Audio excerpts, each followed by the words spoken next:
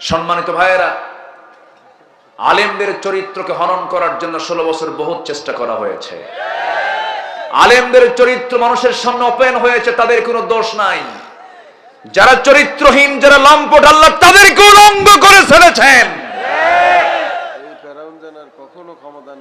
লজ্জায় মাথা নিচু হয়ে যায়, লজ্জায় মাথা নিচু হয়ে যায়। একটা দেশের শীর্ষস্থানীয় ধনী, যার মাথা থেকে পা পর্যন্ত সব সাদা, মাথার চুল সাদা, দাড়ি সাদা, পাঞ্জাবি সাদা, পায়জামা সাদা, জুতাও সাদা,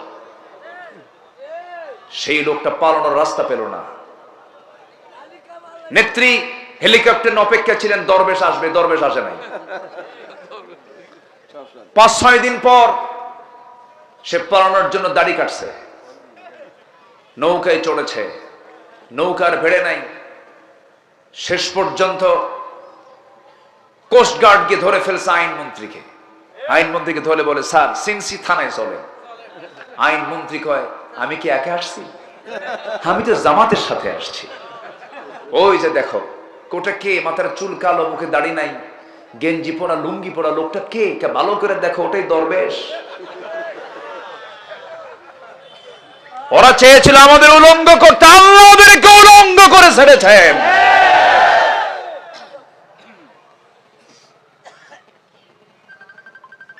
সম্মানিত ভাইয়েরা, সম্মানিত বন্ধুগণ, হকের বিজয় কে দেন? আসতে বলবেন না, হকের বিজয় কে দেন? আল্লাহ আছেন না নাই? আল্লাহ আছেন। এখন দায়িত্ব হচ্ছে আমরা এক থাকব। মনে থাকবে তো? মনে থাকবে? এক থাকতে হবে। কখনো পৃথক হবেন, বিপদে পড়ে যাবেন। যদি পালান, বিপদে পড়ে যাবেন। যুবকরা পালায় নাই। আমি তো ঢাকা স্টিল নাও ছিলাম। আল্লাহ এদের কলেজায় যে কি সাহস দিয়েছিল, আল্লাহু আকবার! আমি অবাক। বাপ মা কোন সন্তানকে আটকে রাখতে পারে না। বলতেছে, আমার আবু সাইদ, আমার ভাই মারা গেছে, হাত উঁচু করে গুলির সামনে দাঁড়িয়েছে, আমরা কেমনে বাড়িতে থাকি? সবগুলো রাস্তায় নেমে গেছে। ছোট্ট 7 বছরের বাচ্চা যে পুলিশকে থাপড়ায়, চিন্তা করা যায়? মুগ্ধ পানি বিতরণ করে। আপনি মুগ্ধের মাকে কি সান্ত্বনা দিবেন? আপনি আবু সাইদের মা, আমি দেখতে গেছিলাম, আপনি কি দিয়ে সান্ত্বনা দিবেন? আপনি কি পারবেন আবু সাইদকে ফেরত দিতে? তারা জীবন এমনি এমনি দেয়নি। ওদের অবদানকে অস্বীকার করার কোনো সুযোগই নাই। ঠিক কিনা বলেন? ওরা আমাদের সন্তান, ওরা আমাদের কি সন্তান। আমরা যেটা পারি নাই তা তারা দেখিয়ে দিয়েছে। দুঃখ লাগে, এই জাতি খুব দ্রুত ভুলে যায় সবকিছু। এটাই সমস্যা সবচাইতে। বলা যাবে না, কখনো বলা যাবে না। আমরা একটি ঐক্যের প্ল্যাটফর্ম তৈরি করে একটি কল্যাণ রাষ্ট্রের দিকে এগিয়ে যাব। জোরে বলি ইনশাআল্লাহ, জোরে বলি ইনশাআল্লাহ। কষ্ট পাচ্ছেন নাকি? কষ্ট পাচ্ছেন না? আলোচনা চালাবো? জোরে বলি ইনশাআল্লাহ। আল্লাহ চান মুমিনদের মধ্যে একতা। আল্লাহ রাব্বুল আলামিন বলেন, তোমরা এক হয়ে যাবে, পরস্পরের বন্ধু হয়ে যাবে। আমার নবীজির বিজয়টা কেন এসেছে? সাহাবায়ে কেরামদের মধ্যে বন্ধুত্ব ছিল, গভীর বন্ধুত্ব ছিল, এমনকি তাদের স্বপ্ন পর্যন্ত এক হয়ে যেত। আল্লাহু আকবার। আমার নবীজির ইন্তেকাল হয়েছে, ইন্তেকালের 2 বছর পরের কথা। আমি কি দোয়া করে দেব? ওই লোকটা উঠলো কেন? এই যে সমস্যা কি? ও চাপ, নিম্নচাপ। হ্যাঁ, একটু দেরি হয়ে গেছে, আমাকে দেরিতে উঠায় দেওয়া হয়েছে। একটু আগে ভাগে উঠালে ভালো হতো। একটু বসেন না। ওই যে আবার আরেকজন উঠে। বসেন, একটু বসেন, ধৈর্য ধরেন। আমি একটু আর কিছুক্ষণ কথা বলবো, এই আয়াতটা শেষ হলেই তো হয়ে যাবে। একটু বসেন। উঠলে আমাদের কলিজার তারগুলো ছিঁড়তে থাকে, জানেন, আলোচনা হেরে যায়, খুঁজে পাই না। একটু বসেন, একটু বসেন। আমাদের যে হারুন ভাই কত ব্যস্ত মানুষ না, এই যে সামনে যারা বসে সবাই তো ব্যস্ত মানুষ, কত সুন্দর করে বসে আছেন। একটু বসেন না, আমরা একসঙ্গে দোয়া করবো ইনশাআল্লাহ। কষ্ট দিচ্ছি না তো? বসেন। আমার নবীর ইন্তেকালের 2 বছরের মাথায় খেলাফতের দায়িত্ব নিয়েছেন দ্বিতীয় খলিফা কে বলেন তো? বলেন দ্বিতীয় খলিফা ওমর। অনেকদিন আগে এক মাহফিলে বললাম ওমরে ফারুককে চিনেন কে?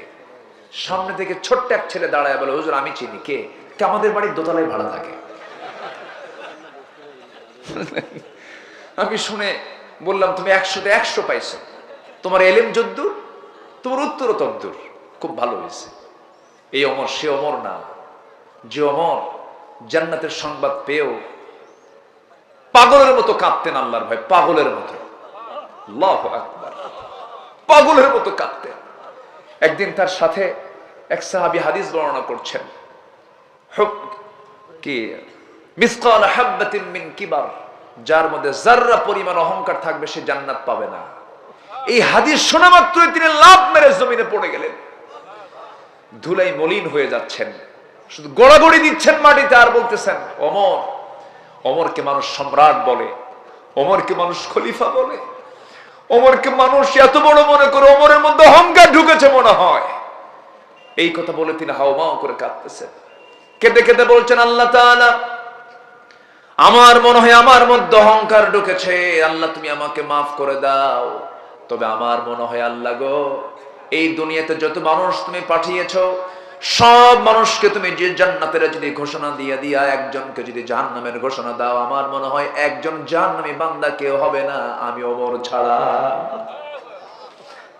কত নিচু মা, কত নিজেকে কত ছোট মনে করতেন তারা, আল্লাহর কাছে কাঁদতেন, পাগলের মতো কাঁদতেন। একদিন এক সাহাবীর কাছে গিয়ে বলছেন, ভাই হুযায়ফা, রাসূল তার কাছে মুনাফিকের তালিকা রেখেছিলেন। কাদের তালিকা? মুনাফিকদের তালিকা। ভাই হুযায়ফা দেখো তো ওই মুনাফিকের তালিকার মধ্যে আমি ওমর, আমার নামটা আছে নাকি দেখো তো, আমার নামটা আছে কিনা দেখো। হুযায়ফা বলছেন, ভাই ওমর তুমি কি পাগল হইছো নাকি, তোমার নাম থাকবে কেন, তুমি তো জান্নাতি। সাইয়েদনা ওমর ফারুক বলছেন, না আমার সন্দেহ লাগে, মনে হয় আমি মুনাফিক হয়ে গেছি। আমার ভাইয়েরা, আমরা নিজের জীবন কিনে সমালোচনা করব, জোরে বলি ইনশাআল্লাহ। সবার দোষ খোঁজার আগে নিজের দোষকে খুঁজে বের করার চেষ্টা করব, জোরে বলি ইনশাআল্লাহ। সেই সাইয়েদনা ওমরের শাসন আমলে হযরত আলী রাতের বেলা স্বপ্নে দেখতেছেন বিশ্ব নবী তার দরজার সামনে দাঁড়ায় গেছেন। স্বপ্নে রাসূলকে দেখলে সে কি মিথ্যা দেখে না সত্য দেখে? সত্য। সাইয়েদনা আলী স্বপ্নের মধ্যে দেখলেন দরজার কাছে এসে রাসূল নিজে সালাম দিয়ে বলছেন, আলী বহুদিন যাবত দেখা হয় না, তোমার সঙ্গে সাক্ষাৎ করার জন্য আসছি আজকে। এই কথা বলে তার পাশে বসে গেলেন। বসেই রাসূল অনেকগুলো খেজুর থেকে মাত্র একটা খেজুর হাতের মধ্যে নিয়া 3টা আঙ্গুলে তুলে নিয়ে বলছেন, আলী মুখটা ফাঁকা করো, আমি তোমাকে খাওয়ায় দেই। বিসমিল্লাহ বলে তার মুখে দিয়ে দিলেন রাসূল। মুখের মধ্যে খেজুর দেওয়া সারা তার ঘুমটা ভেঙে গেছে। ঘুম ভাঙ্গার পরে তিনি লক্ষ্য করে দেখেন তার জিহ্বার ভিতরে তাজা খেজুরের স্বাদ ফুটে উঠেছে। চোখে পানি চলে আসছে।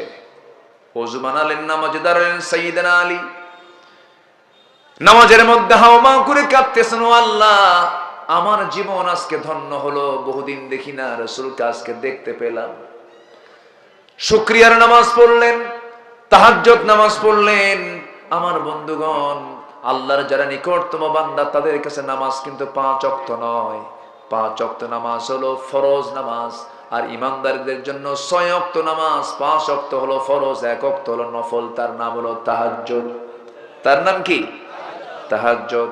ইমানদার যারা, আল্লাহর কাছে ক্ষমা পেতে চায় যারা, তারা তাহাজ্জুদ কখনো কাজা করে না। আমরাও পড়বো, জোরে বলি ইনশাআল্লাহ, আরো জোরে বলি ইনশাআল্লাহ।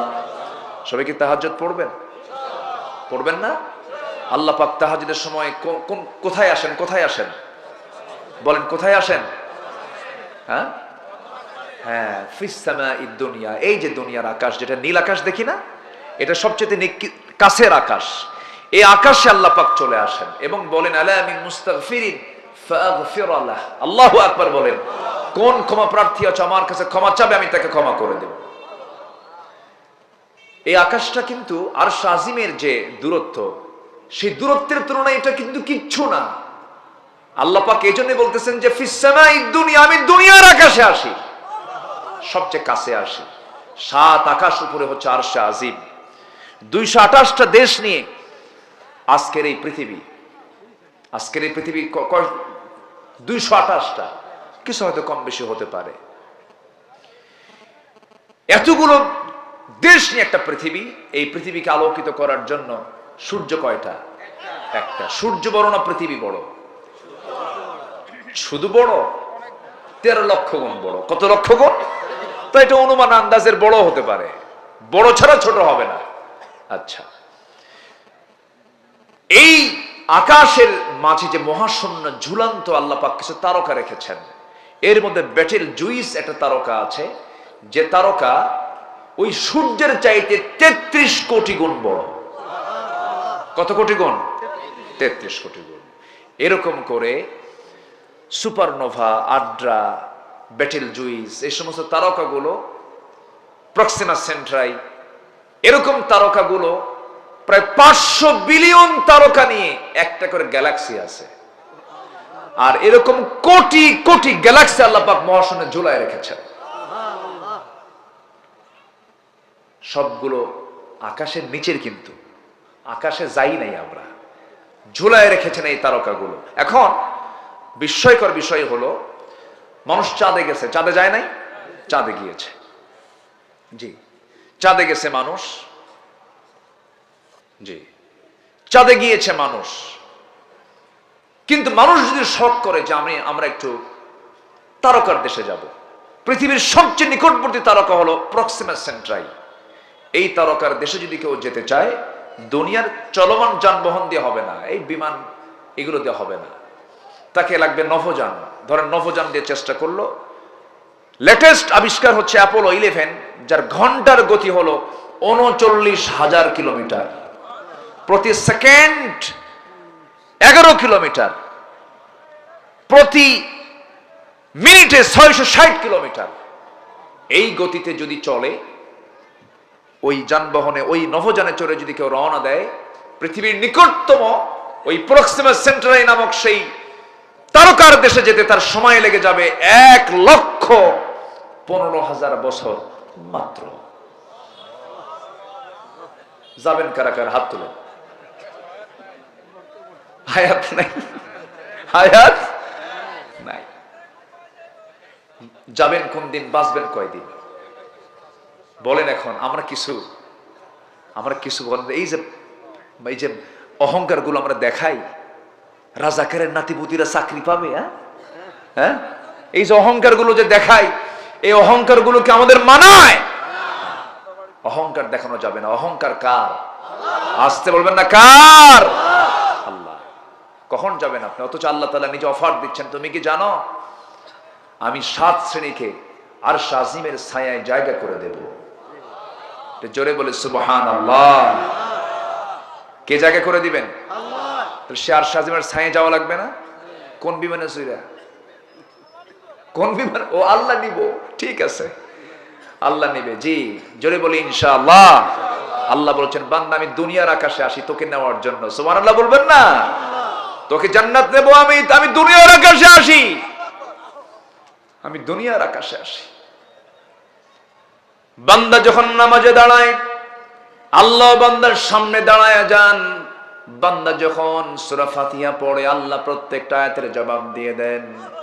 বান্দা যখন বলে আলহামদুলিল্লাহি রাব্বিল আলামিন, আল্লাহ বলেন হামিদানি আবদি আর রহমানির রহিম আথনা আলাইয়া আবদি মালিক ইয়াউমিদ্দিন মাজ্জাদানি আবদি ইয়াকা না'বুদু ওয়া ইয়াকা নাস্তাঈন। আল্লাহ বলেন হাদা বাইনি ওয়া বাইনা আবদি, বান্দা তুমি আমার কাছে কি চাও বলো ভালো করে। ইহদিনাস সিরাতাল মুস্তাকিম থেকে শুরু করে নিয়ে দাল্লিন পর্যন্ত যখন বলে, আল্লাহ বলেন বান্দারে যা চাইলি সব চাও আমি আল্লাহ রাব্বুল আলামিন কবুল করে নিলাম। বান্দা যখন সিজদায় চলে যায়, আল্লাহ সমস্ত ফেরেশতাদেরকে ডাক দিয়ে বলেন, ফেরেশতারা দেখ, কোরআনকে বিশ্বাস করে নিয়েছে, ওর জীবনের সবচেয়ে গুরুত্বপূর্ণ অংশ, সবচেয়ে মূল্যবান অংশ, মস্তকটা আমার জন্য সম্মান করে সিজদা দিয়েছে। বান্দারে আমি তোর কোনো কিছু দেখলাম না, তোর তামাম জিন্দেগীর গুনাহগুলো মাফ করে আমি আল্লাহ জান্নাত দিয়ে দিলাম। জোরে বলি সুবহানাল্লাহ। সবাইকে নামাজ পড়তে রাজি আছেন? 5 ওয়াক্ত নামাজ পড়বেন কারা কারা একটু হাত তুলে দেখান দেখি, জোরে বলি ইয়া আল্লাহ। আমাদেরকে 5 ওয়াক্ত সালাত আদায় করার তৌফিক তুমি আল্লাহ দিয়া দাও। আল্লাহ সকল নেশা থেকে আমাদেরকে দূরে রাখো, জোরে বলি আমিন। বিড়ি খাওয়া যাবে না কিন্তু, কি ঠিক আছে না? কোন নেশার দিকে যাবেন না, আল্লাহ কবুল করুন। আচ্ছা, অজু কি বিড়ি খাওয়া শেখায়? অন্তত অজুর লক্ষ্য কি? মুখের গন্ধ রাখা? অজুর লক্ষ্য কি নিজের হাত পা কি অপরিচ্ছন্ন রাখা? নফল নামাজ, কিন্তু অজু করা কি? আসতে কয় নামাজ নফল, কিন্তু অজু করা ফরজ। তাহলে আল্লাহ পাক কেন দিয়েছেন?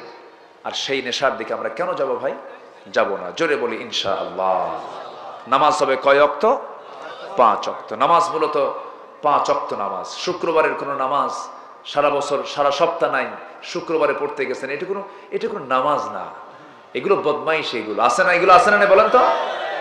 মসজিদের কোনো কমিটি যদি দেখেন, আপনার সেক্রেটারি যদি দেখেন যে বেনামাজি, 16 বছর ছিল, ভালো কথা। আপনার মসজিদ কমিটির সভাপতি যদি দেখেন মদখোর, বিড়ি খায়, নেশা করে, সুদের কারবার করে, সময় এসেছে এখন কান ধরে বের করে দেওয়ার। ঠিক আছে না? যুবকরা, তোমার গ্রামে কোন ঘর থেকে কোন মহিলা বোরকা ছাড়া বের হয়?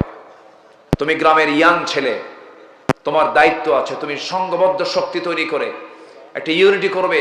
তোমার গ্রামে কোন মহিলা কোন ঘর থেকে বোরকা ছাড়া বের হয়, ওই বাড়ির মুরব্বীকে বলবে আমাদের এই গ্রামে থাকতে হলে বোরকা ছাড়া বের হওয়া যাবে না। ইয়া'মুরুনা বিল মা'রুফ ওয়া ইয়ানহাউনা আনিল মুনকার, মান রাআ মিনকুম মুনকারান ফালিয়ুগাইয়িরহু বিয়াদিহি। কোনো কথা নাই। তোমার গ্রামের মাতব্বর নামাজ ফাইন্ড আউট করলাম, ভ্রাতৃত্ব নিয়ে কথা বলছিলাম। সাইয়েদনা আলী তাহাজ্জুদ নামাজ পড়ে চলে গেছেন মসজিদে নামাজ পড়তে। মসজিদের ইমাম বেতনভুক্ত কোনো ইমাম না, মসজিদের ইমাম কোন সরকারের কোন কর্মচারী নয়। মসজিদের ইমাম হচ্ছেন, মদিনার ইমাম হচ্ছেন রাষ্ট্রের প্রধান সাইয়েদনা ওমর ফারুক রাদিয়াল্লাহু তাআলা আনহু। জোরে বলি আল্লাহু আকবার। নামাজে দাঁড়ায় গেছেন, যিনি শাসক হবেন তিনি নামাজ পড়াবেন, এটা সিস্টেম। নামাজে দাঁড়াইছেন, সাইয়েদনা আলী নামাজ পড়তে আসছেন। ফজরের প্রথম রাকাতে জায়গা পান নাই, দ্বিতীয় রাকাতেও জায়গা পান না, অথচ সাইয়েদনা আলী হচ্ছেন খলিফার মজলিসে শুরার, মানে মূল কেন্দ্র শুরার পরামর্শ সভার অন্যতম সদস্য। তিনি প্রথম কাতারে জায়গা পান নাই, দ্বিতীয় কাতারে জায়গা পান নাই, তৃতীয় কাতারের ঠিক মাঝখান বরাবর তিনি দাঁড়াইছেন। মানে কি? যে মসজিদে আগে ঢুকবে, কে ঢুকলো দেখা যাবে না, সেই প্রথম কাতারে বসবে। কি আমার কথা কি বোঝা যায়? আমার কথা বোঝা যায়? পেলেন না। 3 নম্বর কাতারে দাঁড়ায় গেছেন। নামাজ শেষ হয়ে গেছে। সাইয়েদনা ওমর ফারুক নামাজ শেষ করে আল-আযকারু বা'দাস সালাত, ফরজ নামাজের পরে কিছু সুন্নাহ দোয়া আছে, নফল কিছু দোয়া আছে, সেই দোয়াগুলো সেদিন তিনি পড়লেন না পড়ে চট করে সালাম ফিরে দাঁড়ায় গেলেন। দাঁড়ায় গিয়ে উপহার পাওয়া, হাদিয়া পাওয়া 1 টপলা খেজুর হাতের মধ্যে নিলেন, কাউকে দায়িত্ব দিলেন না। 1, 2টা 3টা করে খেজুর প্রথম কাতারে সবার হাতে হাতে দিয়ে দিলেন, দ্বিতীয় কাতারেও তাই করলেন, তৃতীয় কাতারে সবার হাতে হাতে 2-3টা করে খেজুর দিলেন। কিন্তু আলীর সামনে এসে আলীর আগের জনকে পর্যন্ত 2-3টা করে খেজুর দিয়েছেন। কিন্তু সাইয়েদনা আলীর সামনে এসে এবার ওমর ফারুক বলছেন, ভাই ও আলী, মুখটা ফাঁকা করো। মুখটা ফাঁকা করলেন। মুখটা ফাঁকা করার সঙ্গে সঙ্গে অনেকগুলো খেজুর থেকে 3টা আঙ্গুলে নিয়ে একটা খেজুর নিয়ে বলছেন, আলী ফাঁকা করো, বিসমিল্লাহ বলে তার মুখে একটা খেজুর তুলে দিলেন। খেজুর খেলেন। সাইয়েদনা আলী বললেন, আমিরুল মুমিনিন, আগের জনকে 2-3টা দিলেন, আরো খেজুর আছে, আপনি আমাকে হাতে না দিয়ে তাও মুখে দিলেন, এর কারণটা কি? ওমর ফারুক কাঁদতেছে আর বলতেছে, আলী স্বপ্ন কি তুমি শুধু একাই দেখছো নাকি? আমি তো দেখেছি। জোরে বলি সুবহানাল্লাহ। আমার রাসূল যদি একটার বেশি, যদি 2টা বেশি 2টা যদি খেজুর খাওয়া দিতেন, আমি তোমাকে তাই দিতাম। রাসূল দিয়েছেন একটা খেজুর খাওয়ায়, আমি তোমাকে একটা খেজুরই খাওয়ায় দিলাম। কি ভ্রাতৃত্ব ছিল তাদের মাঝে, স্বপ্ন পর্যন্ত এক হয়ে যেত। রাসূল মক্কা থেকে মদিনায় হিজরত করলেন। যারা হিজরত করেছে তাদেরকে কি বলে? মুহাজির। কি বলেন বলেন? মুহাজির। আর যারা সাহায্য করেছে তাদের কি বলে? আমার দেশের আনসাররা না, কিন্তু এটা মানে আসল আনসার। কি আনসার? আসল আনসার। মাঝখানে দেখেন আনসাররা কি করলো? হ্যাঁ, ওই আনসার না। কিন্তু আমি দোয়া করে দিই না? হ্যাঁ, দোয়া করবো না? আলোচনা চলুক, আলোচনা চলুক। হুজুর মরুক, হুজুর বাসুক। জি, খুব ভালো। বলি আলহামদুলিল্লাহ। এখন যারা বসে আছে না, এখন মানে সবার মধ্যে একটা ধৈর্য চলে আসছে। এখন থাকবে সবাই। বলি আলহামদুলিল্লাহ। আমি খুব বেশি সময় নেব না, আর একটু আমাকে একটু সময় দেন। তো মুহাজিররা সব হিজরত করে চলে গেছেন। কিছু কিছু সাহাবী এত ধনী ছিলেন, অনেকে হয়তো জানেন, অনেকেই জানেন, হয়তো অনেকে জানেন না। জান্নাতের সংবাদ পেয়েছেন কয়জন সাহাবী বলেন তো? 10 জন। এর মধ্যে ম্যাক্সিমাম সাহাবী ছিলেন এই 10 জনের মিলিয়নার, বিলিয়নার, কোটি কোটি টাকার তারা মালিক ছিলেন। তাহলে সম্পদ হলে কি কোনো বাধা আছে? আসতে কয় বাধা আছে। কিন্তু ম্যাক্সিমাম ওয়াজ মাহফিল হয় কি জানেন? খালি গরিব হও। কি হও? গরিব হওয়ার রস করো না, বেশি ছিল না। সিরাজুল মিল্লাত তুমহি ফখরে দো আলম দিলবারে মৌলা হো শরীফুল আম্বিয়া নসখা কুল আদিয়ান দেখর হো বলগল উলা বিকমালিহি কশফত তুজা বিজমালিহি حسنت جميع خصاله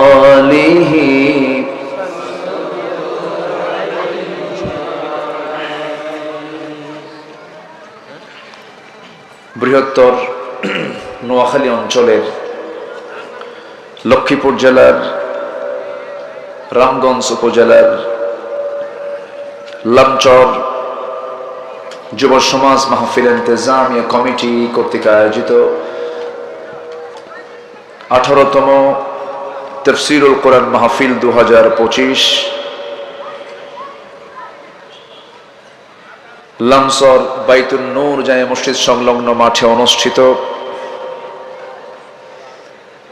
আজকের এই মহৎ আয়োজনের সম্মানিত সুযোগ্য সভাপতি জনাব সাদেক হোসেন, আজকের এই মহৎ আয়োজনের সম্মানিত বরেণ্য প্রধান অতিথি, বিশিষ্ট সমাজসেবক, রাজনীতিবিদ জনাব হারুন রশিদ, কথা বলেছেন নন্দিত আলেমে দ্বীন ইসলামিক স্কলার মাওলানা মনোয়ার হোসেন মুমিন হাফিজাহুল্লাহ। ইসলামী সঙ্গীত দিয়ে হৃদয়ের খোরাক জুটিয়েছেন আমার অত্যন্ত কাছের জাতীয় স্বর্ণপদক প্রাপ্ত ইসলামের সঙ্গীত শিল্পী জনাব শিল্পী শাহাবুদ্দিন শিহাব, শিল্পী আমজাদ হোসেন রিয়াদ সহ উপস্থিত হাজরাত উলামায়ে কেরাম, ফদলা ইজাম, সুশীল সমাজ, জাতির শ্রেষ্ঠ সন্তান, শিক্ষক মণ্ডলী, জাতির বিবেক, সাংবাদিক বৃন্দ, সামনে উপস্থিত দূরে কাছের বিভিন্ন স্থান থেকে ছুটে আসা কালেমার ঝান্ডাবাহী, তাওহীদের পতাকাবাহী, দ্বীন ইসলামের নর শারদুল বীর মুজাহিদ, প্রাণ প্রিয় সম্মানিত দ্বীনী ভাইরা, আড়ালে বসে আছেন শ্রদ্ধেয়া সম্মানিতা মা বোনেরা। আলোচনার প্রথমেই আনুষ্ঠানিকতার মধ্য দিয়ে আমার পক্ষ থেকে আবারও দিল খোলা সালাম, আসসালামু আলাইকুম ওয়া রাহমাতুল্লাহি ওয়া বারাকাতুহু। সবাই কেমন আছেন? আমাকে প্রশ্ন করলে আল্লাহ তাআলা আমাকে আপনার সাথেই তো রেখেছেন, বলছি আলহামদুলিল্লাহ। মহান রব্বে করিমের অশেষ মেহেরবানি, তিনি আমাদের জন্য কোরআন শোনার জন্য, বলার জন্য একটি অনুকূল পরিবেশ বের করে দিয়েছেন। বলি আলহামদুলিল্লাহ। এটা কার মেহেরবানি বলেন তো? আল্লাহ। এই মাহফিলগুলো সহজে হতো না। এই 16 বছর, আমি তো 26 বছর এই মাঠে, তাই 16 বছর বিপরীত স্রোত ছিল। মাহফিল মানে সেখানে একটা কঠিন একটা রেস্ট্রিকশন ছিল। কমিটির কাছে প্রশাসন চলে আসতো, কমিটি যেতে বাধ্য হতো থানায়, থানায় অনুমতি মিলতো না, যেত এসপি অফিস, মিলতো না ডিসি অফিস, জুতার তলা ক্ষয় হতো, মাহফিলের পারমিশন মিলতো না। চিন্তা করা যায়, এখন ওই থানা নিজে এখন কমিটিকে ফোন দিয়ে বলে কিছু লাগবে কি? ঠিক আছে না? তো এই পরিবেশ তৈরি করে দিয়েছেন যিনি, তিনি আমার কে? আল্লাহ। কোন গোয়েন্দা সংস্থার রিপোর্টও ছিল না, ডিজিএফআই, এসবি, এনএসআই, কোন গোয়েন্দা রিপোর্টও ছিল না। সব কিছুর ঊর্ধ্বে ঘটায় দিয়েছেন তিনি আমার কে? আল্লাহ। সেই মহান রবের শুকর আদায় করি, বলি আলহামদুলিল্লাহ। চিৎকার মেরে বলছি আল্লাহুম্মা ইন্নী আসআলুকা আল হুদা ওয়াত তুকা ওয়াল আফাফা ওয়াল গিনা। সবাই বলি আল্লাহুম্মা আইন্নি আলা যিকরিকা ওয়া শুকরিকা ওয়া হুসনি ইবাদাতিকা। আমরা আল্লাহ তাআলার শুকর আদায় করে নিলাম। উঠতে একটু দেরি হয়েছে, একটু শেষ করতে যদি দেরি হয় কষ্ট হবে? চলে যাবেন না তো আমাকে ছেড়ে? আমি তো মেহমান, আমাকে থুয়ে গেলে তো বিপদ। আমি আপনাকে নিয়ে শেষ দোয়া পর্যন্ত থাকতে চাই। আমার সঙ্গে সবাই সময় কাটাবেন তো ইনশাআল্লাহ? আমরা সময় কাটাবো না, সময় কাটাবো কি নিয়ে? কোরআন নিয়ে। যতক্ষণ থাকবো গুনাহ মাফ হবে, যতক্ষণ থাকবো ফেরেশতারা দোয়া করবে। বলি আলহামদুলিল্লাহ। আসুন সোজা আলোচনার দিকে চলে যাই। আমার হারুন ভাই পাশে যিনি বসে আছেন, খুব দামি একটা কথা বলেছেন। একটা পরিবার সমাজ ধ্বংসের জন্য একটা মাদকাসক্ত ছেলেই যথেষ্ট। খুব একটা গুরুত্বপূর্ণ পয়েন্ট তিনি নোট করেছেন। আমি চেষ্টা করছি সে বিষয়ে কিছু বলবো আমি ইনশাআল্লাহ। এরপরে আমার ডান পাশেও কিছু ভাইজান, তারাও কিছু সুন্দর সুন্দর কথা বলেছেন। শেষ ক্লাসে ভাঙ্গাচোরা কিছু কথা আমি বলতে চাচ্ছি। আমাকে সময় দিচ্ছেন তো নাকি? আমরা বসেছি কোন কিতাব নিয়ে? পুরাতন না নতুন? ভালো করে কর। কেমনে নতুন হয়? আবার পুরাতন বললেন? প্রশ্ন কিন্তু খুব জটিল। কোরআনটা কি নতুন না পুরাতন? নতুন না পুরাতন? চির নতুন। বলুন কি বলুন? চির নতুন। এ কোনো পুরাতন হবে না কখনো। এমন একটা কিতাব এটা। প্রশ্ন যে করছি বিরক্ত হচ্ছেন না তো? আবার প্রশ্ন করলে উপকার হলো, মনে থাকে, মনোযোগিতা থাকে। কোরআন পুরাতন না, কোরআন চির নতুন। শুধু নতুন না, চির নতুন। লা তুহসা আজাইবুহু, যার আশ্চর্যতা কখনো ফুরাবে না। জোরে বলি সুবহানাল্লাহ। আকাশে মেঘ হয় না? এই মেঘ কেন হয়? কোরআন জবাব দিয়েছে। কেমনে হয়? কোরআন বলে দিয়েছে। মেটেরোলজিক্যাল সায়েন্স তো, আবহাওয়া বিজ্ঞান তো কেবল বলল, আর কোরআন বলে দিয়েছে ১৫০০ বছর আগে। এই যে আকাশ এবং জমিন, এর মাঝে মহাশূন্যতা, এটা তো ছিল না। এই জমিন এবং আকাশ ছিল লাগানো। কি ছিল? লাগানো। প্রচন্ড ধাক্কা লেগেছে। ধাক্কার মধ্য দিয়ে এই মহাশূন্যের সৃষ্টি হয়েছে। এটার নাম হচ্ছে বিগ ব্যাং থিওরি। কি থিওরি? Big bang theory. এটা বিজ্ঞান হালে এসে বলতেছে, কোরআন ১৫০০ বছর আগে বলে দিয়েছে। জোরে বলি সুবহানাল্লাহ। আচ্ছা, সূর্যের নিজস্ব আলো আছে, চাঁদের নিজস্ব কোনো আলো নেই। বিজ্ঞান হালে এসে বলেছে, কোরআন অনেক আগেই বলে দিয়েছে।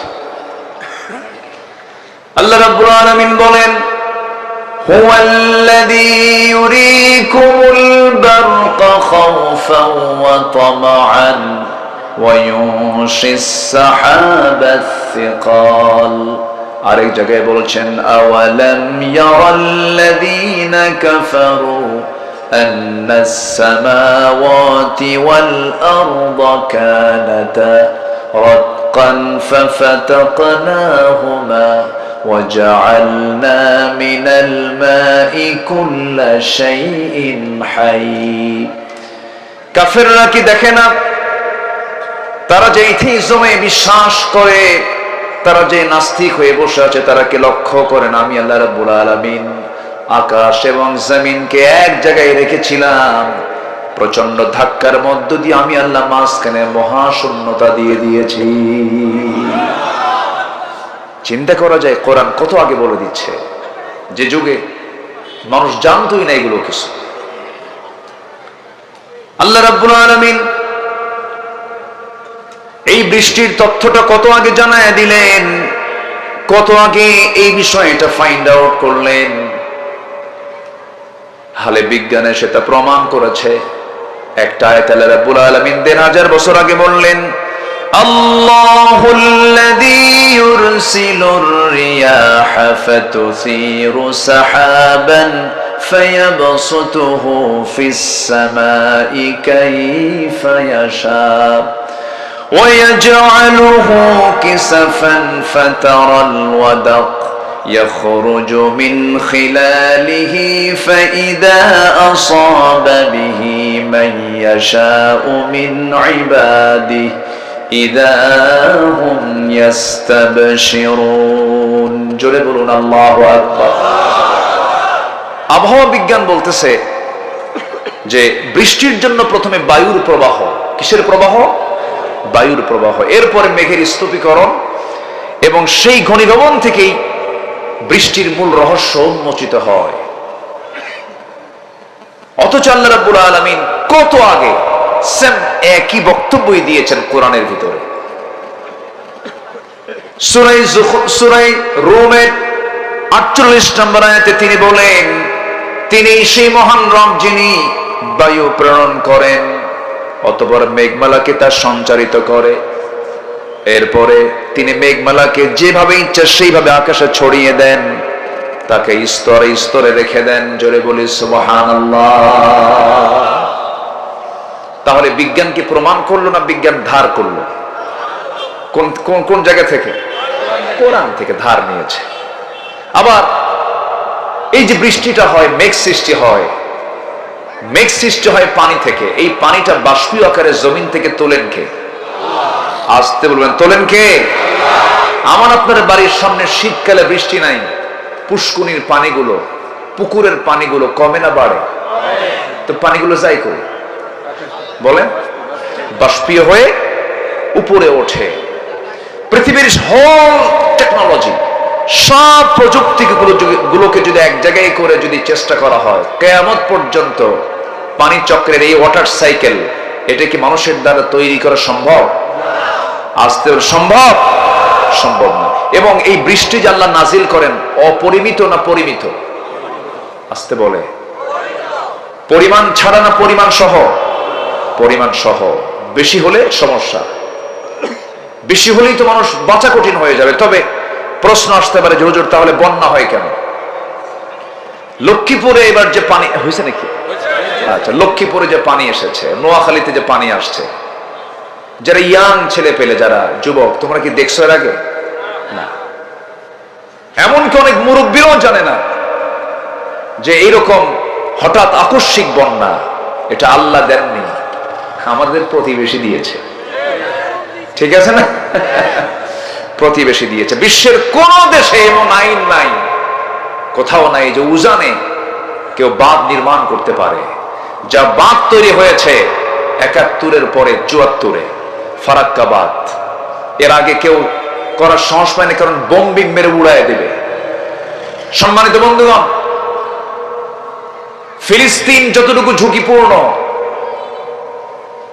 তার প্রতিবেশী রাষ্ট্র দ্বারা, আমি তো মনে করি মুসলিম বিশ্বের 56টি মুসলিম রাষ্ট্রের ভিতরে সবচাইতে ঝুঁকিপূর্ণ রাষ্ট্র হচ্ছে আমার বাংলাদেশ। ঠিক কিনা? এটাকে টিকে রাখার জন্য ঐক্যের বিকল্প নেই, ঐক্য থাকতে হবে। আমার এই ভাইজান কিছু ইঙ্গিত করেছেন, আমি বলবো সব দিক থেকে আস্তে আস্তে করে আমি কিছু কথা বলবো, জোরে বলি ইনশাআল্লাহ। তাহলে মানুষ পানিতে মরে আল্লাহর দোষে না বান্দার দোষে? বলেন, বান্দার দোষে। সম্মানিত বন্ধুগণ, এই বৃষ্টির পানি আল্লাহ পাক পরিমাণ মতো নাজিল করেন। কি পরিমাণ? যে পরিমাণ পানি আল্লাহ পাক বাষ্প আকারে তোলেন, ওই পরিমাণ পানি নাজিল করেন।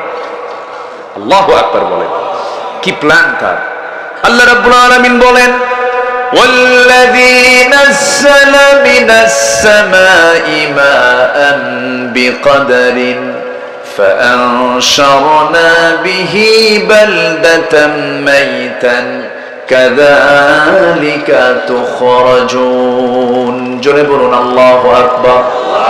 সূরাতুজ যুখরুফ আল্লাহ রাব্বুল আলামিন 11 নম্বর আয়াতে বলছেন, তিনি সেই মহান রব যিনি আকাশ থেকে বৃষ্টি নাজিল করেন বিকদারিন, পরিমাণ মতো করে। জোরে বলি সুবহানাল্লাহ।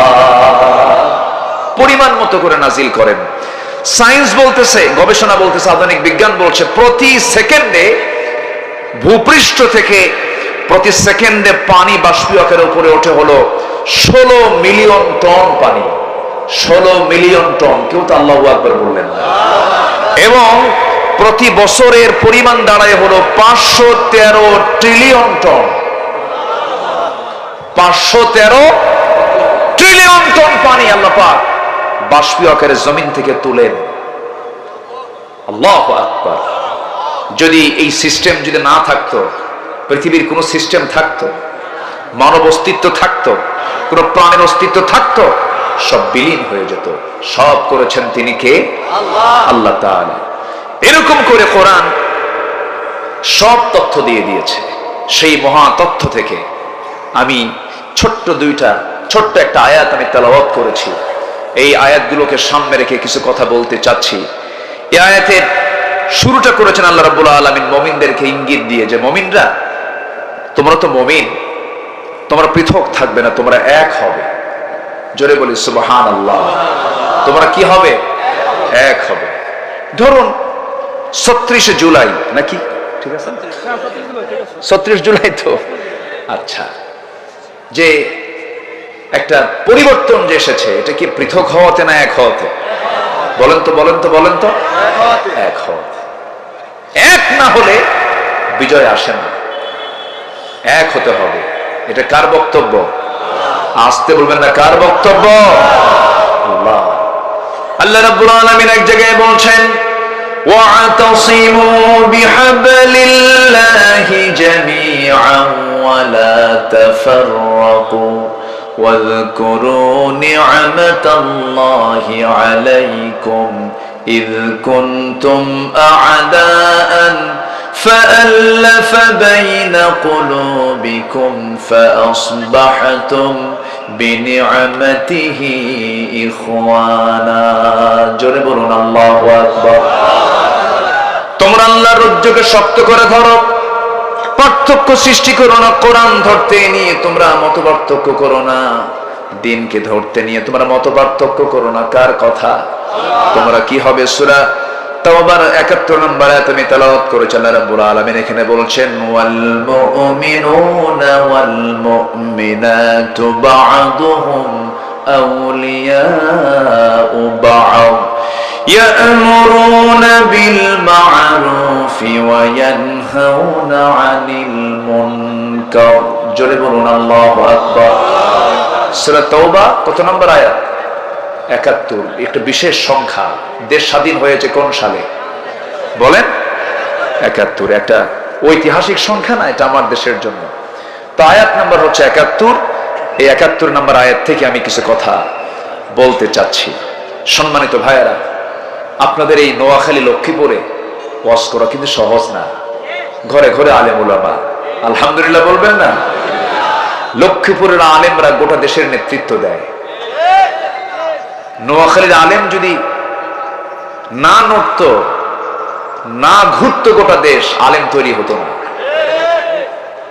আলহামদুলিল্লাহ কেউ বললেন না? প্রচুর আলেম ওলামা এখনো আপনি যদি গুনতে যান, এই রামগঞ্জের সন্তান ছিলেন আল্লামা লুৎফুর রহমান রাহিমাহুল্লাহ। আমাকে দেখলে উনি জড়ায় ধরতেন, আমারে বলতেন এটা আমার সন্তান। আল্লাহওয়ালা মানুষ ছিলেন, চলে গেছেন, মার্চে মারা গেছেন। মার্চে 1 বছর হয়নি তো এখনো, না? হ্যাঁ, আল্লাহ তুমি তার কবরটাকে জান্নাতের টুকরা বানায় দাও। জোরে বলি আল্লাহুম্মা আমিন। তার প্রতিটা শব্দ চয়ন, প্রতিটা বাক্য ছিল প্রত্যেক আলোচকের জন্য একটা শিক্ষা। এত সুন্দর করে মন্ত্রমুগ্ধের মতো মানুষ শুনতো। আল্লাহু আকবার। আল্লাহ তুমি তার কবরটাকে জান্নাতের টুকরা বানায় দাও। এরপর এই লক্ষ্মীপুরে হাফিজ হুজুর রাহিমাহুল্লাহ, তার বাড়ি কিন্তু এখানে। এরপরে আপনি কোন দিকে যাবেন? আপনি প্রেজেন্ট যে আলেম ওলামা গুলো আছে, মুফতি কাজী ইব্রাহিম মাজলুম, একজন আলেমে দ্বীন, একসাথে আমার কাতারে প্রোগ্রাম ছিল। এত বিনয়ী মানুষ আর এত বড় আলেম তিনি, চলন্ত মুহাদ্দিস, চলন্ত হাদিসের বিশ্বকোষ তিনি। আলহামদুলিল্লাহ, বাড়ি লক্ষ্মীপুর। এরপরে এখন প্রেজেন্টে একজন আছেন যার পরিচিতি খুব দ্রুত ছড়ে পড়েছে, শেখ আহমদুল্লাহ হাফিজাহুল্লাহ, এই লক্ষ্মীপুরের আওলাদে রাসূল, এত নরম মানুষ, এই লক্ষ্মীপুরের আল্লামা তারিক মুনাওয়ার হাফিজাহুল্লাহ, তিনিও এই লক্ষ্মীপুরের। তাহলে কোন দিকে যাবেন আপনি? দুই একটা আবু জেহেলও আছে। আবু জেহেল যে নাই তাও না, কারণ রাসূল আছেন যেখানে, আবু জেহেলও সেখানে। এই বৃহত্তর নোয়াখালী অঞ্চলের একজন ছিল, আহারে মুখে যা আসতো 16টা বছর তাই বলতো। এই যে মাইকটা পাইছিল, মুখে যা আসতো তাই বলতো, উঠেই বলতো খেলা হবে। এটা কি কোনো বিজ্ঞজন, সচেতন একজন জ্ঞানী গুণী মানুষের বক্তব্য এগুলো হতে পারে? আসতে বলবেন না, হতে পারে? ওইদিকে আরেকজন বুড়া বয়সে বিয়ে করছিল, বিড়া বয়সে বিয়ে করে বাচ্চার বাপ হয়েছে, বাচ্চা হাতে নিয়ে বলতেছে লা ইলাহা ইল্লা আনতা সুবহানাকা ইন্নী কুনতু মিনাজ জালিমিন। জানেন কি আপনারা? ওরা আবার আলেমদের ভুল ধরে। আবার আরেকজন বললেন আগামীকাল ঈদুল আজহার জানাজা নামাজ। কি বলতেছে? বলছে না বলেছে। এই হচ্ছে তাদের এলেমের দৌড়। তারা এতটুকুই পেরেছে, দুর্নীতি করেছে ওরা, আর জেলের মধ্যে ঢুকাইছে আলেমদেরকে ওরা। জেল খাটলো আলেমরা, আর টাকা লোপাট করে বাইরে পাচার করলো ওরা। এই মাহফিলে যখন বসি, বিশেষ করে আল্লামা সাঈদীর কথা বারবার মনে হয়ে যায়। তাকে ভালোবাসে না এমন কোন লোক নাই, তার মৃত্যুর দিন কাঁদে নাই যে, আমার মনে হয় তার হৃদয়ই নাই। আল্লামা সাঈদ রাহিমাহুল্লাহ উদার চিত্তের মানুষ ছিলেন তিনি, এত সাহসী মানুষ। 2009 সালে আমার জীবনের প্রথম হজ, ওনার জীবনের শেষ হজ। হজে গেছি, ওনাকে প্রশ্ন করলাম সবাই মিলে, হুজুর আপনি কি দেশে যাবেন? উনি আশ্চর্য হয়ে বলেন কেন, কি সমস্যা? মামলা হচ্ছে, ট্রাইব্যুনাল গঠন হচ্ছে, আপনার নামেও মামলা তৈরি হচ্ছে, আপনি দেশে থেকে যান, নাগরিকত্ব পেয়ে যাবেন, আপনাকে সম্মান করবে, তার আপনি রয়্যাল গেস্ট হয়ে হজে আসছেন। উনি বললেন সাঈদী তো পালায় না। আল্লাহু আকবার বলবেন না? আমার দেশের জনগণ মানবতার জীবন যাপন করবে, আমি সেই দেশের জনগণ হয়ে আমি একজন ভাঙ্গাচুরা, আমার নেতৃত্বে মানুষ কথা শোনে, নেতা বাইরে থাকবে আর কর্মী মানবতার জীবন যাপন করবে, এই শিক্ষা রাসূল দেখে শিখান নাই। উনি দেশে ফিরেছেন, ফেরেন নাই? ফিরেছেন। কোনদিন কি তার চেহারায় 13 বছরের জেলখানার জীবনে কোনদিন কি কোনোদিন কষ্ট দেখেছেন? শেষ বিদায়টাও নিয়েছেন কান্না নিয়ে না হাসি নিয়ে? কান্না নিয়ে না হাসি নিয়ে? তিনি হাসতে হাসতে মরেছেন, আর আমরা কেঁদেছি। আমরা কি কেঁদেছি? এটাই তো জীবন। কারোর সামনে তিনি আপোষ করেননি, মাথা নত করেননি। সেই লোকটাকে নাটক করে হিন্দুস্তানের প্রেসক্রিপশন দিয়া জেলখানা থেকে চিকিৎসার নাম করে হসপিটালে নিয়া বিষ প্রয়োগ করে তাকে হত্যা করা হয়েছে। এই তাফসীর মাহফিলের প্ল্যাটফর্ম থেকে জানান দিতে চাই, অবিলম্বে এই কিংবদন্তি শহীদ আল্লামা সাঈদীর হত্যাকারী চূড়ান্ত শাস্তি নিশ্চিত হওয়া দরকার। রাজি আছেন কারা কারা? হাত উঁচু করে দেখান মুসলমান।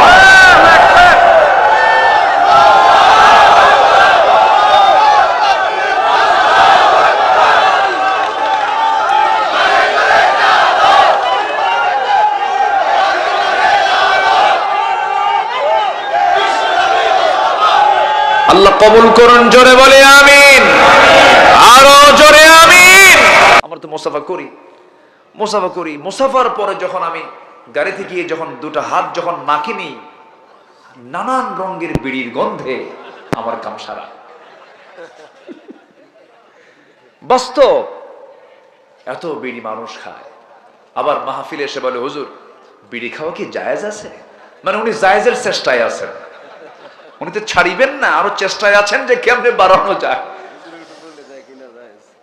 আহারে, আল্লাহ কি বিড়ি খাওয়ার জন্য পাঠাইছে দুনিয়াতে? বলেন তো, বলেন বিড়ি খাওয়ার জন্য পাঠাইছে?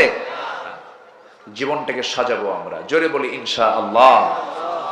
আগে মানুষ মদ খায় না, আগে মানুষ বিড়ি খায়। বিড়ি হলো ছোট, আগে টানাটানি, এরপরে ঢালাঢালি। এই জন্য কোন নেশার কাছে যাওয়া যাবে না। সকল নেশাকে আমরা না বলবো। রাজি আছেন তো? সকল নেশাকে আমরা না বলবো। ভাইজানকে ধন্যবাদ। নবীর নাম তো, একজন নবীর নাম না? কার ভাই? ওরে সব তো আলোচক, লক্ষ্মীপুর না? হ্যাঁ, একদম ধরে ফেলবেন আপনারা, কোন একটা ভুল বললেই ধরায় ফেলবেন একদম। খুব সুন্দর আপনারা বলি আলহামদুলিল্লাহ। আচ্ছা, হারুন আলাইহিস সালাম তিনি মুসা নবীর ছোট ভাই না বড় ভাই? বড় ভাই। বলেন কি ভাই? বড় ভাই। একদিন আল্লাহকে বলতেছেন, আল্লাহ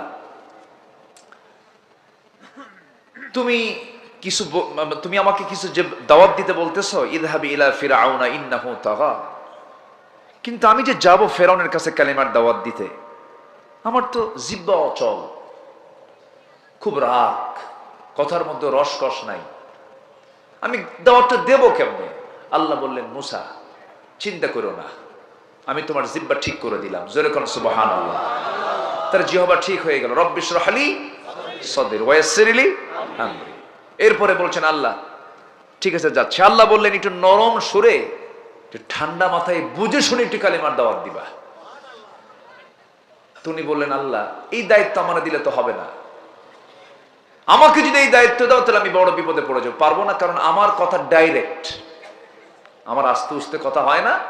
তবে আমার ভাই হারুন খুব মিষ্টভাষী, খুব সুন্দর করে কথা বলতে পারে। আল্লাহ বললেন, মুসা তোমার মুখে যখন তোমার বড় ভাই প্রশংসাই শুনলাম, যাও এই মুহূর্তে নবুয়ত দিয়ে দিলাম। জোরে বলে সুবহানাল্লাহ। তাহলে কয় ভাই নবী? দুই ভাই নবী, একসঙ্গে দুই ভাই নবী ছিলেন। আবার শ্বশুরটাও নবী ছিলেন। আল্লাহু আকবার বলবেন না? শ্বশুরও নবী ছিলেন। আবার ভাগিনা একটা ইউসা, এটাও নবী ছিলেন। তাহলে এক পরিবারে কয় নবী খুঁজে পেলাম? কত দামি পরিবার এটা। আল্লাহু আকবার। ফেরাউনকে কালিমার দাওয়াত দিলেন। ফেরাউন কয়, মুসা তোমার সঙ্গে এটা কে আসছে? আমার ভাই হারুন, সে আল্লাহর নবী। ফেরাউন কয়, তোমার আল্লাহর কাজ নাই কাম নাই, একই করে দুই নবী পাঠাইছেন না? বলেন তো, এই কথা শোনার পরে কি মুসার মতো লোকের কি রাগ কমার কথা না বাড়ার কথা? লাঠি উঁচু করছে, প্রচন্ড রাগী ছিলেন। এই পয়গম্বরকে ফেরাউন কম জ্বালান জ্বালাইছে, দেশ ছাড়া করছে, কম অত্যাচার করেনি, বহু অত্যাচার করেছে। শেষ পর্যন্ত ফেরাউনের পতন হয়েছে দরিয়ার পানি সুবান খায়া, ঠিক কিনা? কম অত্যাচার করেনি। এবং চারিত্রিক মানে ত্রুটি ধরার জন্য সে কম চেষ্টা করেনি। যুগে যুগে চরিত্রে কালিমা দেওয়ার জন্য, কালিমা লেপন করার জন্য এগুলো চেষ্টা চালানো হয়েছে, আমার নবীর বিরুদ্ধে চালানো হয়েছে। একবার দেখেন মুসা আলাইহিস সালাতু ওয়াস সালামের কোনো প্রবলেম ছিল না, শারীরিক কোনো প্রবলেম নবীদের নাই। আল্লাহ সমস্ত নবীদেরকে ত্রুটিমুক্ত করেছেন এবং সুন্দর করে সৃষ্টি করেছেন তাদেরকে। এবং আমার রসুল ছিলেন 100 জন জান্নাতি পুরুষের সমান শক্তি ধার একজন মানুষ। একবার ফেরাউন বলল কি যে মুসার একটা অসুখ আছে, সে অসুখটা হলো অন্ডকোষ, একটা ছোট একটা বড়। কি কথা কি বুঝতেছেন? তো এই লোক আবার নবী হয় কেমন? এই অপপ্রচার গোটা দেশ ছড়ায়া দিল। সে তো রাষ্ট্রপতি, গোটা দেশ ছড়ে গেল। আল্লাহর পয়গম্বরের কানে যখন এই নিউজ আসছে এই রোগ তার নাই, আল্লাহকে বলতেছে আল্লাহ আমার আর সহ্য হচ্ছে না, যে ব্যারাম আমার নাই, যে অসুখ আমার নাই, সে অসুখ, সেই অভিযোগ আমার বিরুদ্ধে দেওয়া হলো, আল্লাহ একটা বিচার ফয়সালা করো। আল্লাহ ফয়সালা করলেন, মুসা চিন্তা করো না, ফয়সালা করে দেব। তো উনি গোসলে নামলেন। ওই সময়ের সিস্টেম ছিল মানে ইজারা, পাজামা খুলে পানিতে নামতেন। তো উনি পাজামা খুলেই পানিতে নামলেন, কেউ ছিল না, উনি একাই নেমে গোসল করে তিনি আবার ওই পাজামা লুঙ্গিটা পরবেন। কিন্তু উনি ওটা রেখেছিলেন একটা পাথরের উপরে। তো উনি গোসল করতে নামাও সারা, এইদিকে পাথরটা জীবিত হয়ে লুঙ্গি সাথে করে দৌড় মারাও সারা। উনি এখন গোসল থেকে উঠে দেখে যে লুঙ্গিনে দৌড়াচ্ছে। আল্লাহু আকবার বলবেন না? সহিহ বর্ণনা কিন্তু এখানে আলেম ওলামা আছেন, দৌড়াচ্ছে। মুসা আলাইহিস সালাতু ওয়াস সালাম সঙ্গে সঙ্গে ওই পাথরের পিছনে দৌড়াচ্ছেন হাতে লাঠি নিয়া, বলতেছে এই পাথর তুই বেয়াদবি করিস কেন, আমার তো পরনে কোনো কিছু নাই। পাথর দৌড়ায়, তিনি দৌড়ান, কিন্তু পাথরের মধ্যে জীবনটা দিয়ে দিয়েছেন তিনি আমার কে? এই যে মাটির দেহতে জীবনটা দিয়েছেন তিনি কে বলেন? আল্লাহ দিয়েছেন। কিন্তু পাথর দৌড়াচ্ছে কার অর্ডারে বলেন? আল্লাহ নবী কি পারবে নাকি? দৌড়ায় দৌড়ায় আল্লাহ পাক মুসা আলাইহিস সালামের স্মৃতি থেকে ভুলায় দিয়েছেন, তিনি যে দৌড়াচ্ছেন তিনি তার মনেই নাই, তার স্মৃতিতেই নাই। তিনি দৌড়াচ্ছেন, পাথরও দৌড়ায়, তিনিও দৌড়ান। পাথর লুঙ্গিটা নিয়ে সেই জায়গায় গিয়ে থেমেছে যে জায়গায় ফেরাউন তার মন্ত্রী পরিষদ নিয়ে মিটিং করে। কি কথা কি বুঝতেছেন? একদম জায়গা মতো গিয়ে থেমে গেছে, উনিও থামছেন। ফেরাউন নিচের দিকে তাকায় দেখেন না অস্ত্রপাতি সব ঠিক আছে। সম্মানিত ভাইয়েরা, সম্পদের দরকার আছে না নাই? এই দেশের সম্পদগুলো যদি চোরদের হাতে না থেকে যদি চরিত্রবান ভালো মানুষের হাতে থাকতো, দেশের উন্নয়ন আজকে কোথায় চলে যেত বলেন? তাহলে সম্পদগুলো খারাপ লোকের হাতে থাকা দরকার না ভালো লোকের হাতে থাকা দরকার? তাহলে আপনি ভালো হবেন টাকা ছাড়া, এটা কেমন কথা? চিন্তা করেন, 10 জন জান্নাতের সংবাদ পাওয়া সাহাবীর ম্যাক্সিমাম ছিলেন মিলিয়নার বিলিয়নার। আবু বকর গরিব না ধনী? বলেন বলেন, ধনী। রাসূলও নিজে ছিলেন গরিব না ধনী? কাকে বিয়ে করছিলেন বলেন? কাকে? খাদিজা কয় নাম্বার ধনী? তাহলে রাসূল কয় নাম্বার ধনী হয়ে গেছেন? আচ্ছা, ওসমান রাসূলের জামাই কি বলেন, গরিব না ধনী? একদিন রাসূলের কাছে এসে বলতেছে, হুজুর আপনি আমার জন্য দোয়া করেন, কি আমি যেন গরিব হই। আচ্ছা, এরকম দোয়া কি প্রেজেন্ট ওয়ার্ল্ডে কেউ চাওয়ার মতো আছে? কেউ বলবে হুজুর একটু দোয়া করেন আমি যেন গরিব হয়ে যাই, এরকম দোয়া কেউ চাবে? রাসূল বলেন, ওসমান তুমি এরকম করে দোয়া চাচ্ছ কেন? হুজুর যেটাই হাত দিই সেটাই সোনা হয়ে যায়, সাইড দিলেও সোনা হয়ে যায়, এত সম্পদ আর ভাল লাগে না হুজুর, আপনি আমার জন্য দোয়া করেন আমি যেন গরিব হয়ে যাই। রাসূল বললেন, তাই? হ্যাঁ হুজুর আমার আর ভাল লাগতেছে না, এত হিসাব টিসাব আর ভাল লাগে না। রাসূল বললেন, আচ্ছা তুমি চলন্ত উটের পিঠে যখন চড়ে বেড়াও, উট কিন্তু অনেক উঁচা, আমি উটের পিঠে ওই যে তায়েফ গেলে মক্কায় গেলে উঠি, রাসূল উঠছেন তো, সে পা গুলো কত বড়, মানে ও হাঁটে আমরা দৌড়াও পারবো না, অনেক রেস, মরুভূমির জাহাজ বলে। তো উটের উপরে চড়ে থাকা কিন্তু সহজ না, ঝাঁকি লাগে। রাসূল বলেন, ওসমান তুমি যখন উটের পিঠে ওঠো তখন যদি তোমার খাওয়ার প্রয়োজন হয় তুমি খাও কেমন? চলন্ত উঠেই খাই, চলতেছে খাচ্ছি, কিন্তু যখন আমার হাত থেকে যদি একটা দানাও যদি পড়ে যায়, ছোট্ট দানা, আমি উটকে বসায় সেই দানা তুলি, ধুইয়া আবার খাই। রাসূল বললেন, তোমার জন্য দোয়া করো, কামাবে না, তোমার সম্পদ কোনোদিন কমবে না, তোমার সম্পদ বাড়বে। জোরে বলুন সুবহানাল্লাহ। তাদের সম্পদ কখনো কমেছে? বাড়ছে। আল্লাহ বরকত দিয়ে দিয়েছেন, সম্পদ দিয়ে ইসলামের কাজ হয়েছে। আল্লাহু আকবার বলেন। তেমন একজন ধনী সাহাবী ছিলেন, আরেকজন জান্নাতের সংবাদ পাওয়া, আব্দুর রহমান ইবনে আউফ। আব্দুর রহমান ইবনে আউফ তিনি মদিনায় চলে যাওয়ার পর বউ বাচ্চা সব মক্কায় ছেড়ে তিনি চলে গেছেন মদিনায়। নবীর সামনে একদিন বসে আছেন, মদিনার মসজিদের খুঁটিতে হেলান দিয়ে তিনি বসে আছেন, ইতিমের মতো, অসহায়ের মতো। আমার নবীজি আব্দুর রহমান ইবনে আউফের এই চিত্র দেখে নবীজির চোখের পানি আটকাতে পারলেন না। রাসূলকে দেখে বলছেন, আব্দুর রহমান, এই চোখ দুইটা সাক্ষী আমার, তুমি এক্সপোর্ট ইম্পোর্টের বিজনেস করতে, তোমার বড় বড় ব্যবসা ছিল মক্কায়, কিন্তু আজকে দিনকে গ্রহণ করার জন্য আজকে মুহাজির হয়ে তুমি চলে আসছো মদিনায়। ওরে আমার আব্দুর রহমান, তোমাকে দেখে আমার দারুণ কষ্ট হচ্ছে, তোমার তো কষ্ট হচ্ছে তাই না? তিনি মুস্কি হাসি মেরে বলছেন, ইয়া রাসূলুল্লাহ, আপনি কি বলেন? বউ ছেড়েছি, সন্তান ছেড়েছি, ব্যবসা ছেড়েছি, কিন্তু মদিনায় এসে দুনিয়ার কোনো কিছু না পেলেও আপনাকে পেয়েছি, আল্লাহকে পেয়েছি, আমার কিচ্ছু দরকার নাই। খুব খুশি আমি হুজুর। আমার রাসূল কেঁদেই ফেললেন, বললেন, আব্দুর রহমান, একটু দেরি করো, ব্যবস্থা করি। একজন আনসার সাহাবীকে ডাক দিয়ে বলছেন, আনসার, তুমি কি পারবে আমার আব্দুর রহমানের জন্য কিছু করতে? শুধু বলেছেন রাসূল, বলতে দেরি, কাজ করতে দেরি নেই। ঘোড়ার পিঠে চড়াইয়া মদিনার সবচাইতে বড় বড় দুটো বাগান খেজুরের দেখায় দিয়ে বললেন, আব্দুর রহমান, তোমার কোনটা চয়েস বলো, যেটা চয়েস সেটা এখনই দলিল হবে। জোরে বলি সুবহানাল্লাহ। ভ্রাতৃত্বটা দেখেন, কি অন্তরঙ্গ তাদের মধ্যে ছিল। তিনি শুনলেন, কিচ্ছু বললেন। এবার বলছেন, ভাই রে, তোমার তো যৌবন আছে, বিয়ে শাদী করা দরকার।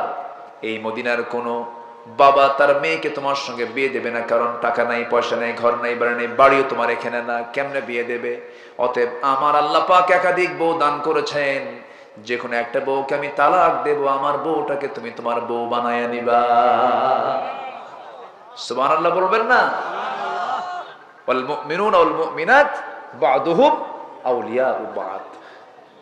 এই কথা শুনে আব্দুর রহমান খুব খুশি হয়ে গেলেন। আব্দুর রহমান ইবনে আউফ রাদিয়াল্লাহু তাআলা খুব খুশি হয়ে গেলেন। খুশি হয়ে বললেন, ভাই রে, বউ তালাক দেওয়া লাগবে না, খেজুর বাগানোর দলিল লাগবে না, তুমি আমার জন্য কিছু যদি করতে চাও, ছোট্ট একটা বাজারে দেখায়া দাও। বাজারে গিয়ে আমি কিছু ব্যবসা শিখতে চাই, ব্যবসা করতে চাই, ব্যবসার পথ একটু দেখায়া দাও। ছোট্ট ব্যবসা থেকে ধরিয়ে দেওয়া হলো। ব্যবসা শুরু করলেন, কয়েক রতি সোনা কামাই হলো। কয়েক রতি আনি না, কয়েক রতি, সামান্য কিছু তিনি কামাই করলেন। বিয়ের প্রয়োজন মনে করলেন, মেয়েকে কোনো এক মহিলাকে বিয়ের নিয়ে তো দেখতে গেছেন, পছন্দ হয়ে গেছে, বিয়ে শাদী করে নিলেন। 2-3 দিন পর নবীর দরবারে এসেছেন, সুন্দর পোশাক পরে, গায়ে সুগন্ধি লাগায়া, চেহারার ভিতরে নূর চলে আসছে। রাসূল বলছেন, আব্দুর রহমান, তোমার চেহারা দেখে মনে হচ্ছে তুমি একটা কিছু ঘটাইছো। রাসূল বলছেন, হুজুর। সাহাবী বলছেন, হুজুর, আপনি কি মনে করতেছেন? কেন, তুমি কিছু ঘটাইছো মনে হয়? হুজুর, আমি বিয়ে করছি। সুবহানাল্লাহ বলবেন না? রাসূল বলেন, বিয়ে করলা? আমার খবর বললা না তুমি? তুমি আমার এত কাছের সাহাবী, একা একা বিয়ে করলা? হুজুর, দেখতে গেছে মহিলা, পছন্দ হয়েছে, আর বৈঠক থেকে উঠতে দেয় না, বিয়ে হয়ে গেছে। জোরে কোন সুবহানাল্লাহ। রাসূল মন খারাপ করলেন না। হয় না এরকম? হয় না? আস্তে হয় না এরকম? হয় না? হয়তো দেখবেন যে অনেক প্রিয় বন্ধু বাদ পড়ে যায়, আত্মীয় স্বজন বাদ পড়ে যায়, মেয়ে দেখতে গেছে, হয়ে গেছে, পরিবার সিদ্ধান্ত নিয়েছে, বিয়ে হয়ে গেছে। রাসূল মাইন্ড করলেন না। রাসূল বললেন, আব্দুর রহমান, বিয়ে যখন করেছো ভালো কথা, কিন্তু আমার তো দায়িত্ব আছে, কি, তোমার তো টাকা নাই, টাকা পাইলা কই? মোহরানার টাকা তো দিতে হবে, তুমি পাইছো কোথায়? তুমি তো মুহাজির, তুমি তো আনসার না, তুমি এখানে টাকা পাইলা কোথায়? এবার তিনি হাসতেছেন আর বলতেছেন, হুজুর, ওই যে আনসার সাহাবীকে পাঠাইছিলেন আমার জন্য, সে আমাকে ছোট্ট একটা ব্যবসা দেখায় দিছে, কিছু টাকা কামাই করছি, ওটাই মোহরানার টাকা দিয়া রানী বানায়া বউটাকে ঘরের মধ্যে নিয়ে আসছে। আমার নবীজি খুব খুশি হলেন। আমার নবীজি খুশি হয়ে বলেন, আল্লাহ, আমার আব্দুর রহমানের পরিবারে বরকত দাও, ব্যবসায়ে বরকত দিয়া দাও। আল্লাহ পাক তার দোয়াটা এমন সুন্দর করে কবুল করেছেন। আব্দুর রহমান ইবনে আউফের মৃত্যুর সময় তিনি তার পরিবারে 13 সন্তান রেখে যান। কত সন্তান? 13 সন্তান রেখে যান। আর তার সম্পদ আল্লাহ পাক এত বরকত দিয়েছিলেন যে তিনি তাবুক অভিযানের সময় একাই তিনি 3 বস্তা সোনা দান করেছিলেন। মৃত্যুর সময় তার 13 জন সন্তান যে রেখে গেছেন, মৃত্যুর সময়, মৃত্যুর পর তার সন্তানরা তার সোনাগুলো যে পরিমাণ রেখে গেছেন, সোনাগুলো ভাগ করার জন্য কুড়াল দিয়ে কেটে কেটে সোনাগুলো ভাগ করতে হয়েছিল। জোরে বলি আল্লাহু আকবার, আরো জোরে আল্লাহু আকবার। ভ্রাতৃত্বের দরকার আছে না নাই বলেন তো? আছে। এই ভ্রাতৃত্ব তৈরি করে নামাজ কায়েমের সংগ্রাম করব আমরা। সৎ কাজের আদেশ দেব, অসৎ কাজের বাধা দেব, যাকাত ভিত্তিক সমাজ ব্যবস্থা গড়ে তুলব। জোরে বলি ইনশাআল্লাহ। ওয়া ইউতুনা যাকা ওয়া ইউতিউনা আল্লাহ রাসূলা, এবং জীবনের সকল জায়গায় আমরা আনুগত্য করব আল্লাহ এবং তার রাসূলের। জোরে বলি ইনশাআল্লাহ।